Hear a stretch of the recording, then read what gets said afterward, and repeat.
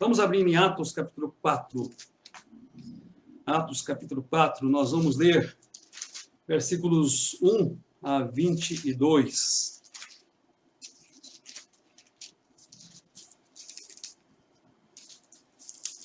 Atos, capítulo 4, versículos 1 a 22. Reserve este momento só para ouvir a leitura, só para ouvir a palavra de Deus. Procure não se distrair com outras coisas. Tem em mãos um caderno, tem em mãos uma caneta, anote as informações deste estudo bíblico para que ele continue te alimentando ao longo dessa semana e para que, através dele, você retire aprendizados importantes para a sua vida. Atos, capítulo 4, versículos 1 a 22. Vamos ler a palavra, queridos. Falavam eles ainda ao povo quando sobrevieram os sacerdotes, o capitão do templo e os saduceus, ressentidos de ensinarem eles o povo e anunciarem em Jesus a ressurreição dos mortos. E os prenderam, recolhendo-os ao cárcere até o dia seguinte, pois já era tarde. Muitos, porém, dos que ouviram a palavra, a aceitaram, subindo o número de homens a quase 5.000. No dia seguinte, reuniram-se em Jerusalém as autoridades, os anciãos e os escribas, com o sumo sacerdote, Anás, Caifás, João, Alexandre e todos os que eram da linhagem do sumo sacerdote. E, pondo-os perante eles, os arguíram: com que poder ou em nome de quem fizestes isto? Então Pedro, cheio do Espírito Santo, lhes disse: autoridades do povo e anciãos, visto que hoje somos interrogados a propósito do benefício feito a um homem enfermo e do modo por que foi curado, tomai conhecimento, vós e todo o povo de Israel, de que, em nome de Jesus Cristo, o Nazareno, a quem vós crucificastes e a quem Deus ressuscitou dentre os mortos, sim, em seu nome é que este está curado perante vós. Este Jesus é a pedra rejeitada por vós, os construtores, a qual se tornou pedra angular. E não há salvação em nenhum outro, porque abaixo do céu não existe nenhum outro nome dado entre os homens pelo qual importa que sejamos salvos.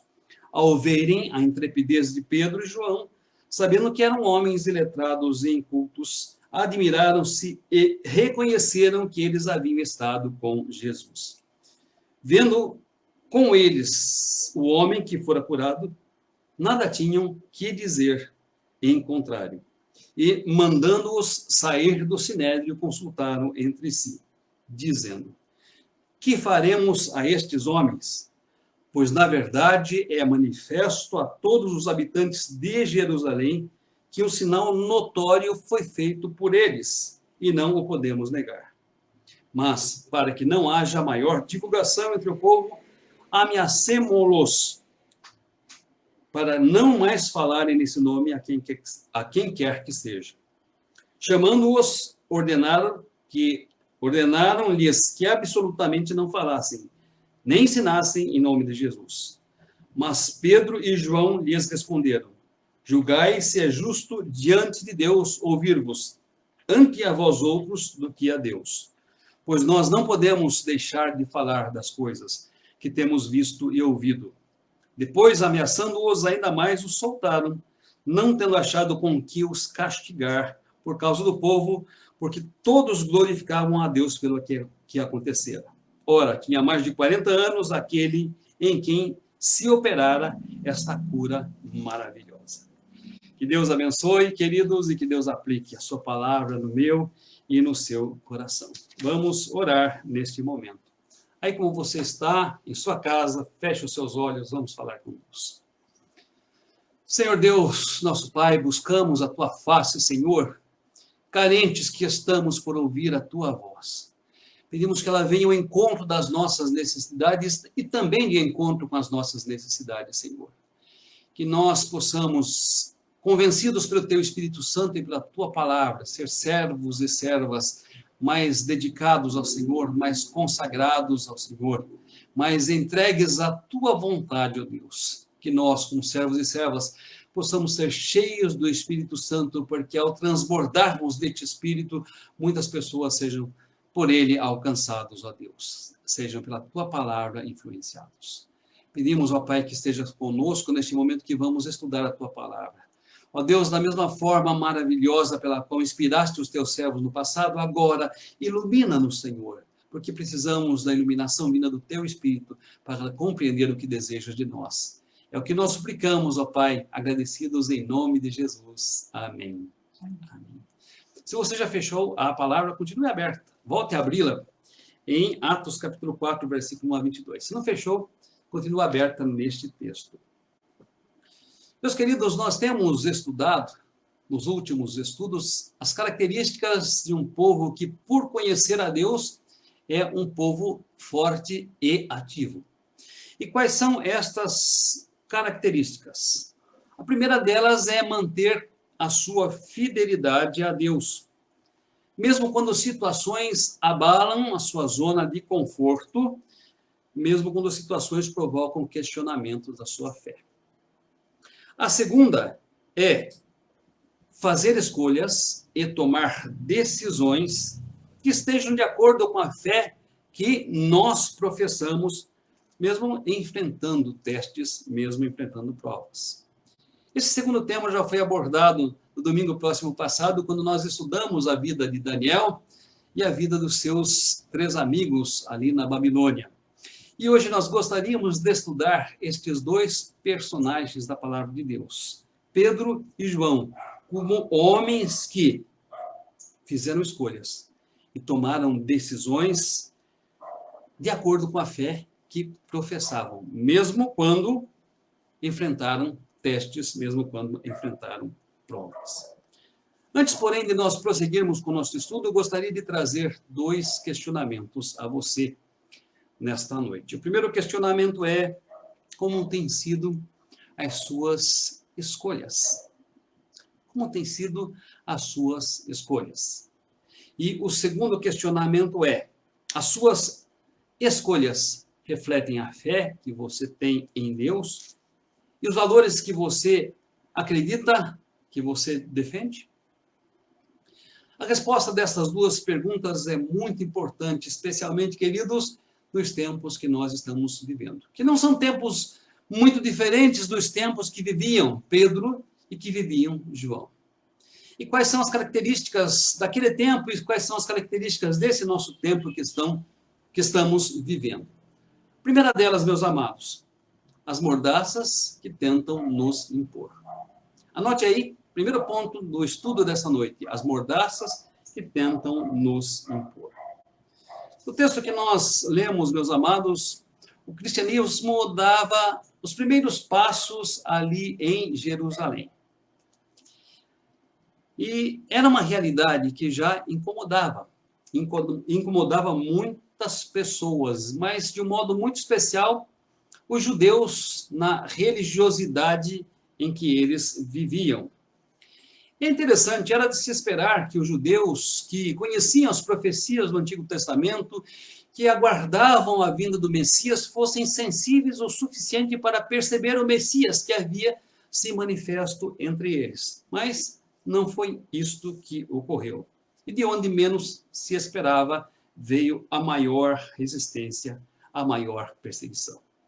Capítulo 4, o primeiro versículo, nos diz que os sacerdotes, o capitão do templo e os saduceus, ressentidos porque os apóstolos ensinavam ao povo, e como parte desses ensinos ensinavam sobre a ressurreição de Jesus, os prenderam durante a noite e os recolheram no cárcere até o dia seguinte, porque já era tarde.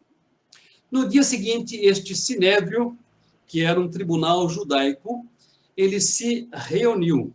E nos diz o texto que as autoridades, os anciãos, os escribas, o sumo sacerdote Anás, Caifás, João, Alexandre, todos os da linhagem do sumo sacerdote, passaram a interrogar os apóstolos.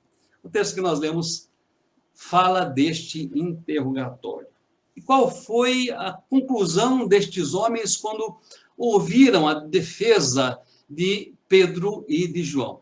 Meus queridos, eles tiraram algumas conclusões. Eu quero destacar 3 delas. A primeira, que ao falarem com intrepidez, estes homens davam evidência de que haviam estado com Jesus. Observe capítulo 4, versículo 13.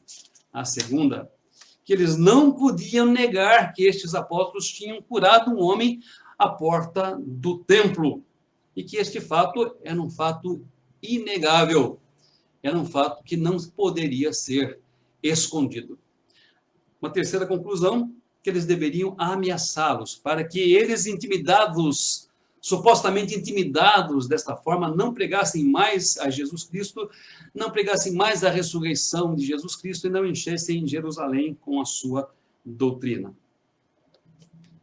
Meus queridos, essas 3 conclusões demonstram algumas coisas muito importantes. A primeira delas é que a oposição do cristianismo, ele não se dá em virtude da ausência de evidências que o comprovem.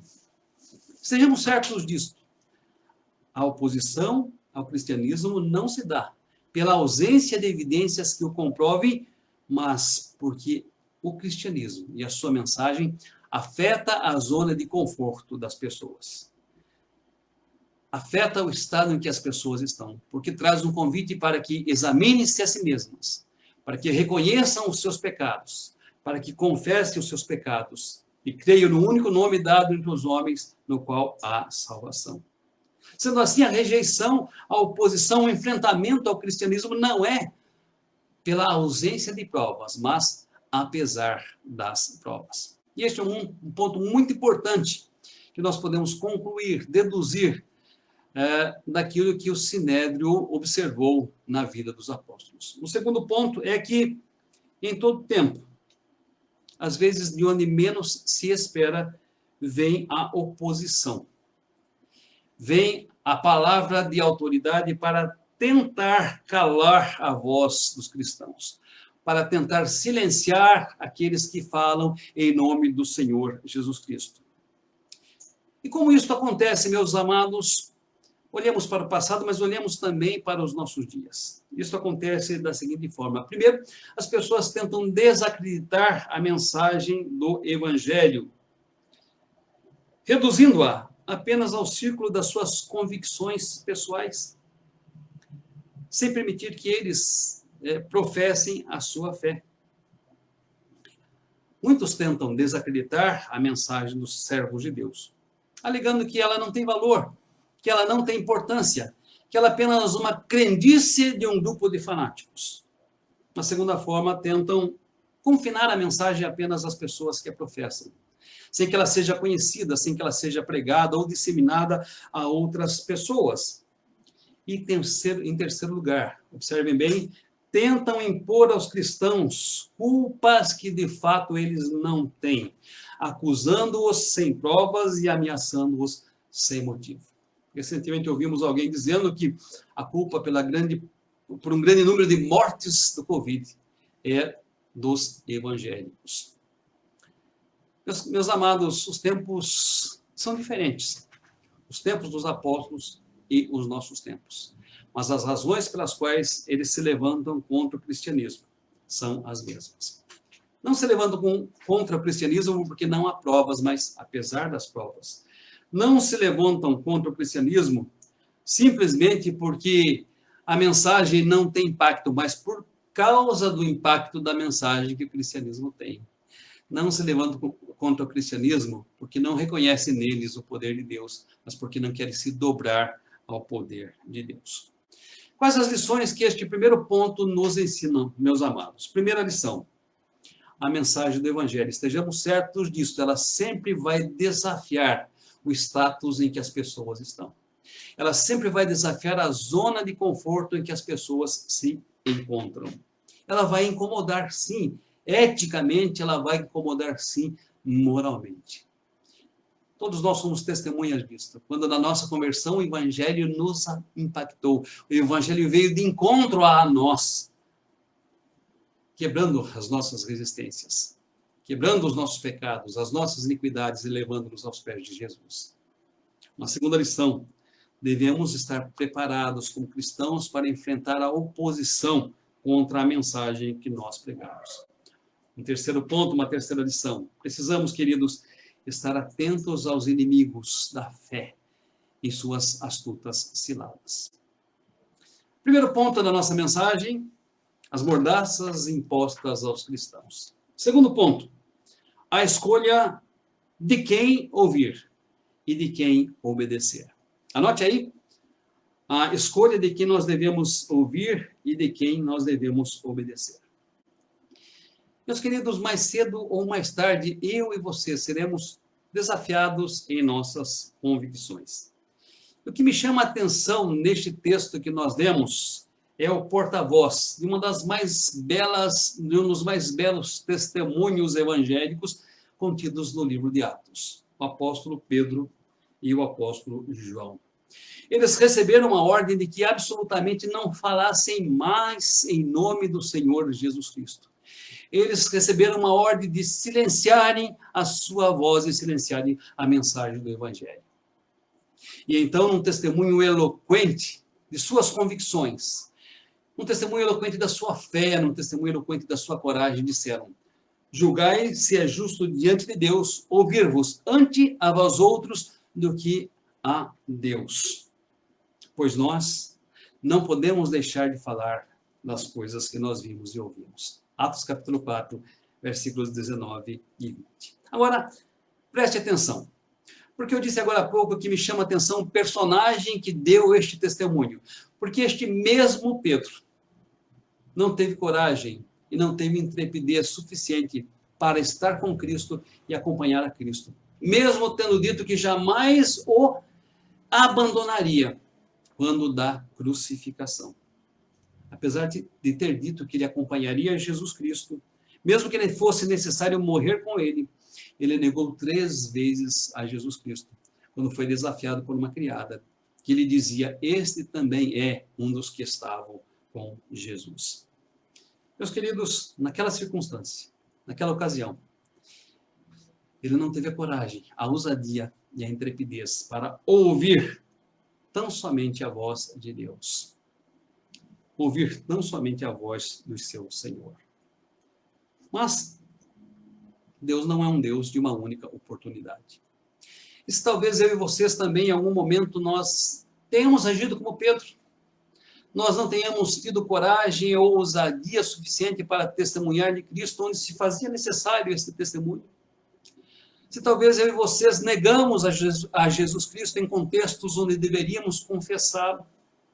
Se eu e vocês muitas vezes silenciamos a nossa voz quando deveríamos fazê-la ouvida, Deus não é um Deus de uma única oportunidade.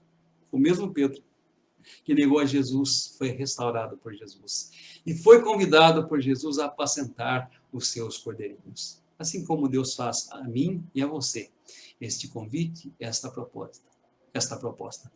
Não importa.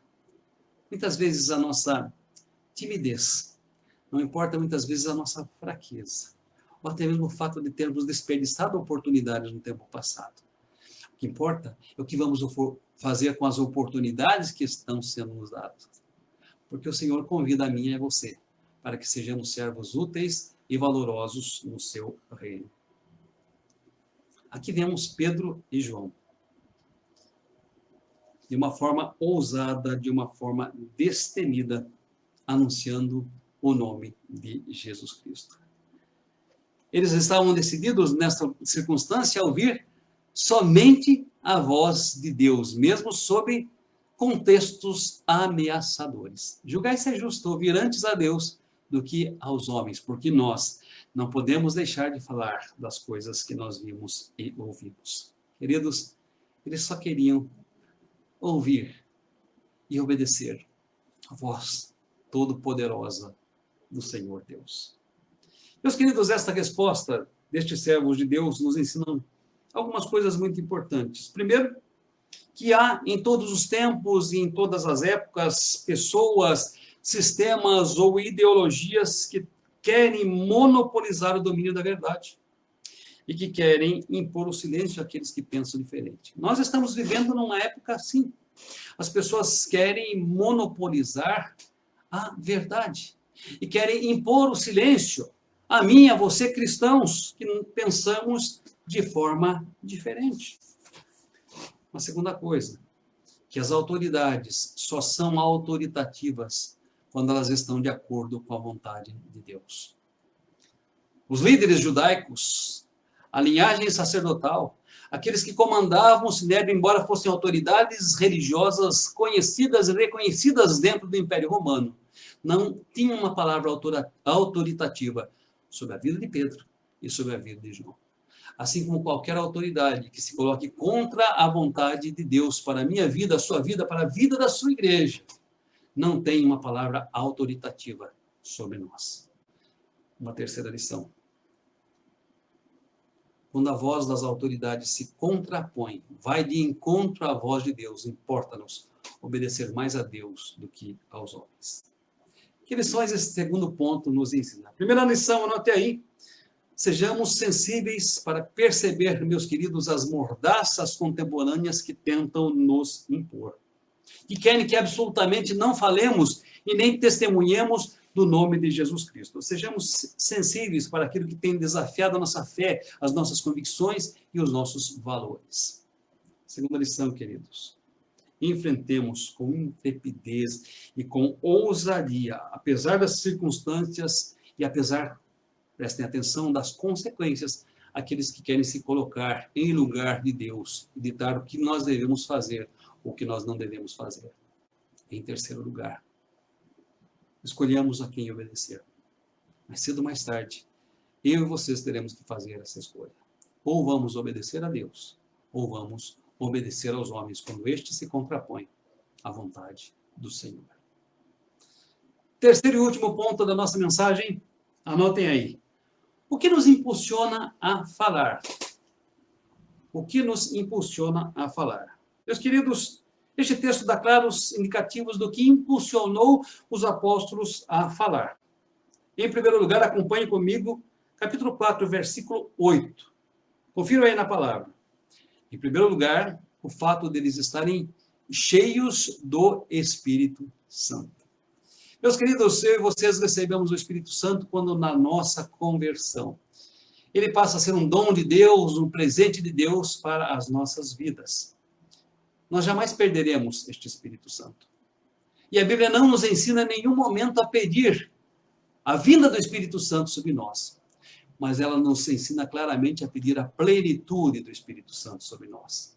Ela nos ensina claramente a buscar e andar no Espírito Santo. Isso nos diz o apóstolo Paulo em Efésios capítulo 5, versículo 18, se você quiser conferir, e Gálatas capítulo 5, versículo 16. Meus queridos, tão somente quando eu e vocês, assim como os apóstolos, somos cheios do Espírito Santo, estamos plenos do Espírito Santo, é que conseguimos dar um testemunho eloquente da nossa fé. Então, somente quando o Espírito transborda sobre nós, é que nós conseguimos abençoar as pessoas que estão ao nosso redor. O segundo ponto, que impulsionava os apóstolos a falar e que nos impulsiona a falar, a convicção de quem é Jesus. Observe comigo, capítulo 4, versículo 13. Pedro e João proclamaram a quem? A Jesus Cristo, o Nazareno, crucificado pelos judeus e que ressuscitou ao terceiro dia. Este Jesus foi quem lhes deu autoridade para curar aquele coxo de nascença que estava à porta do templo, à porta formosa. Eles proclamavam a este Jesus. Além disso, proclamavam a Jesus como aquele em quem há salvação. Porque em nenhum outro nome, disseram eles, em nenhum outro homem, e não há salvação em nenhum outro, porque abaixo do céu não existe nenhum outro nome dado entre os homens, pelo qual importa que sejamos salvos. Eles falavam porque tinham esta convicção de quem era Jesus. Assim como eu e você somos convidados a falar, a proclamar e a testemunhar, porque conhecemos quem é Jesus, aquele que morreu, aquele que ressuscitou, aquele que nos dá autoridade. O único nome dado entre os homens, pelo qual importa que eu e vocês sejamos salvos. Uma terceira razão que os levava a falar era o fato de terem estado com Jesus. E eu gosto muito da afirmação que este texto nos faz. Os acusadores de Pedro e João, ao verem a intrepidez com que eles falavam, eles chegaram a uma simples conclusão. Estes homens, sendo iletrados e cultos, só podem ter estado com Jesus. Eles se admiravam da forma como eles falavam e reconheceram no falar deles o fato de que eles haviam estado com Jesus. A autoridade que temos, meus queridos, uma autoridade que procede do fato de nós estarmos com Jesus, de nós termos comunhão com Jesus, de nós andarmos na presença de Jesus. É do nosso viver refletir as marcas de Jesus Cristo. É o fato do caráter de Jesus Cristo estar estampado em nosso caráter, da vida de Jesus Cristo estar estampada em nossa vida. O que os motivava e o que nos motiva a falar? Em quarto lugar, o fato de realizarem as obras de Deus. Aqueles apóstolos, meus queridos, curaram um homem coxo de nascença de 40 anos, que mendigava a porta do Templo Formosa. E este fato foi visto, este fato foi admirado por todas as pessoas, e era impossível negar este milagre, porque aquele coxo acompanhava os apóstolos naquele momento. Toda Jerusalém havia visto e tinha ouvido deste grande sinal. Ora, na economia da redenção, Deus aprove realizar sinais e prodígios ao longo dos tempos. Talvez eu e vocês possamos pensar, mas que sinais o Senhor realiza hoje através das nossas vidas? Ele pode curar sem dúvida alguma, porque Ele é soberano para isso. Mas, meus amados, à medida que eu e vocês amamos, à medida que eu e vocês nos doamos, à medida que eu e vocês servimos, à medida que eu e vocês somos bênçãos no meio em que nós estamos, nós mostramos as obras de Deus entre os homens. E as pessoas precisam ver estas obras para glorificarem ao nosso Pai que está nos céus. As pessoas também, olhando para a nossa vida, precisam dizer como são ousados, como são intrépidos, como são fortes, como são ativos. Eles só podem seguir a Deus, a um Deus vivo e verdadeiro. Eles só podem ser servos do Senhor e Salvador Jesus Cristo. Meus queridos, em quinto lugar, eles tinham intrepidez e ousadia e eram impulsionados a falar porque eles tinham estado com Jesus. Não podemos deixar de falar das coisas que nós vimos e ouvimos. Eu e vocês também não podemos deixar de falar das coisas que nós vimos e ouvimos. Quem já viu em sua vida o que nós temos visto só pode dizer o quê? Só pode dizer que Ele é cheio de amor. Eu e vocês temos visto o que Deus tem feito em nossas vidas. E nós não podemos, assim como os apóstolos, deixar de falar das coisas que nós vimos e das coisas que nós ouvimos. Finalizando, queridos, que lições esse terceiro ponto nos ensina? Primeiro, todos os dias e o tempo todo, eu e vocês devemos buscar a plenitude do Espírito Santo e devemos andar no Espírito Santo, para que a plenitude do Espírito e o andar do Espírito transbordem aqueles que estão ao nosso redor e eles sejam alcançados para Jesus. Querido, segunda lição. Eu e vocês precisamos ter convicção de quem é o nosso Salvador. Porque se eu e vocês tivermos a convicção de que não há nenhum outro nome dado entre os homens pelo qual importa que eles sejam salvos, nós não deixaremos de falar, nós não deixaremos de proclamar, nós não deixaremos de anunciar que só Ele, e tão somente nele, há salvação. E que se o homem não entregar sua vida a Jesus, ele perecerá. Se eu e vocês tivermos esta convicção de que Ele é o único nome dado entre os homens no qual há salvação, nós faremos questão de anunciar esta salvação a plenos pulmões, a tempo e fora de tempo, para todas as pessoas com quem nós convivemos. Terceira lição, meus queridos. O mundo precisa ver em nós as evidências do nosso Senhor. Precisa ver em nós as evidências do nosso Salvador. Precisa ver em nós, na minha vida e na sua vida, as marcas de Jesus Cristo. O mundo precisa, ao observar a nossa intrepidez, a ousadia, a forma como nós testemunhamos, ele precisa dizer: estes sem dúvida, são servos de Deus. Estes, sem dúvida, andam com Jesus Cristo. Quarta lição, amados. Nós, como Igreja de Jesus Cristo, não podemos nos silenciar, meus queridos.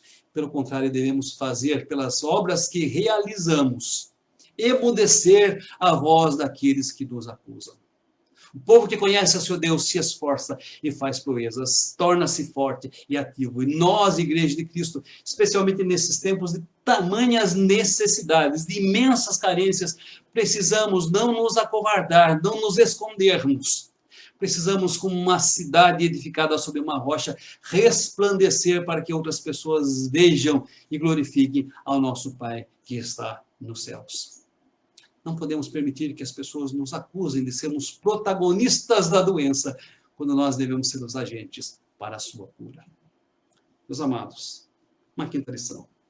Precisamos ter coragem, precisamos ter ousadia de dizer, a tempo e fora de tempo, diante de situações de tranquilidade ou diante de situações de perseguição e ameaça, que nós não vamos ouvir outra voz, senão a voz de Deus. Porque importa ouvir mais a voz de Deus do que a voz dos homens.